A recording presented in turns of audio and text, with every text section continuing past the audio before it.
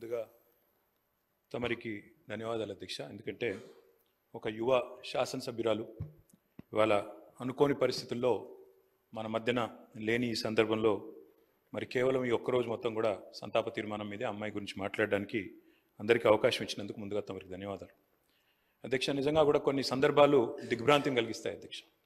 ఇవాళ జ్ఞాని సాయన్న గారు ఇప్పుడే ముఖ్యమంత్రి గారు చెప్పినట్టు ఒక సీనియర్ శాసనసభ్యుడు, 5 సార్లు గెలిచిన మంచి వ్యక్తి, మృదు స్వభావి, ఎప్పుడు ఎక్కడ ఎవరిని కలిసినా ఏ పార్టీలో ఉన్నా ఒక అజాత శత్రువుగా మంచి పేరు తెచ్చుకున్న వ్యక్తి జ్ఞాని సాయన్న గారు అధ్యక్ష.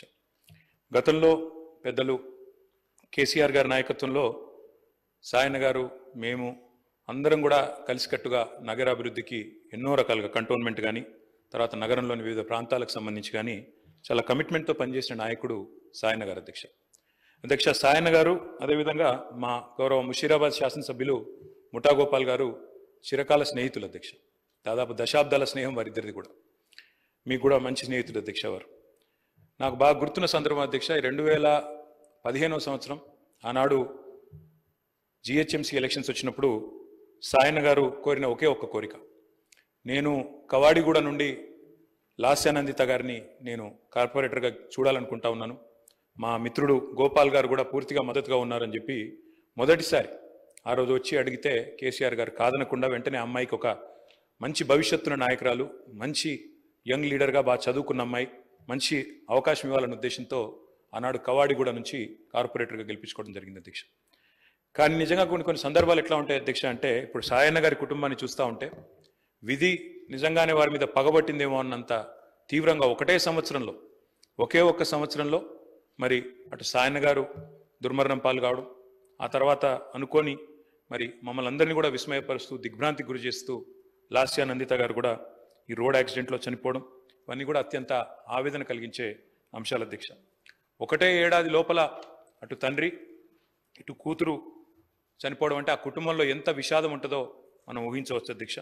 కానీ చాలా చురుకైన అమ్మాయి అధ్యక్ష. ఆనాడు కార్పొరేటర్గా జిహెచ్ఎంసీలో పనిచేసిన, తదనంతరం సాయన్న గారు కొంత ఆరోగ్యం బాగలేకుండా అధ్యక్ష, బాగా డయాబెటీస్ ఎక్కువై చివరికి లెగ్ యాంపిటేట్ చేయాల్సిన పరిస్థితి వచ్చినప్పుడు కూడా ఒకవైపు నందిత మరొక వైపు నివేదిత, ఇద్దరు అమ్మాయిలు పాపం ఆయనతో ఎల్లవేళలా ఎక్కడికి ఏదైనా మీటింగ్కి వచ్చినా, ఆఫీస్కి పోయినా, మంత్రులను కలిసేదున్నా లేదా అధికారులను కలిసేదున్నా ఇద్దరు అమ్మాయిలు కుడి భుజం ఎడమ భుజం మాదిరిగా ఆయనకి రెండు వైపులా ఉండి తీసుకొని పోయేవాళ్ళు అధ్యక్ష. మా దగ్గర కూడా చాలాసార్లు ముగ్గురు కలిసే వచ్చేది. అట్లాంటి కుటుంబం సాయన్న గారు మరణించిన తర్వాత ఇదే శాసనసభలో అధ్యక్ష ఆనాడు కేసీఆర్ గారు ముఖ్యమంత్రిగా సంతాప తీర్మానం చెప్పడమే కాకుండా ఆ కుటుంబానికి అన్ని రకాలుగా అండగా ఉంటామని చెప్పి హామీ ఇచ్చిన హామీ ప్రకారమే ఆ రోజు మళ్ళీ లాస్యానందిత గారికి 2023లో జరిగిన శాసనసభ ఎన్నికల్లో మరి ఆనాడు పార్టీ నుంచి అవకాశం కూడా ఇవ్వడం జరిగింది అధ్యక్ష.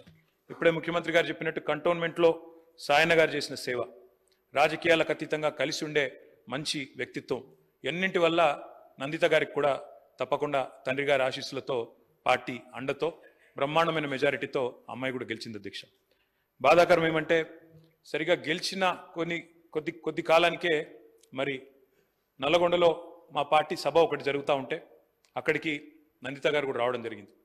ఆ రోజు కూడా రోడ్ యాక్సిడెంట్ అయింది. తన కారుకి పూర్తి స్థాయిలో ధ్వంసమై అమ్మాయి స్వల్ప గాయాలతో బయటపడ్డా కూడా మరి చాలా ఇబ్బంది పడ్డది అధ్యక్ష. చాలా మనోవేదనకు కూడా గురైంది. తదనంతరం వాళ్ళ ఇంట్లో కూడా ఒక చిన్న యాక్సిడెంట్ అయింది.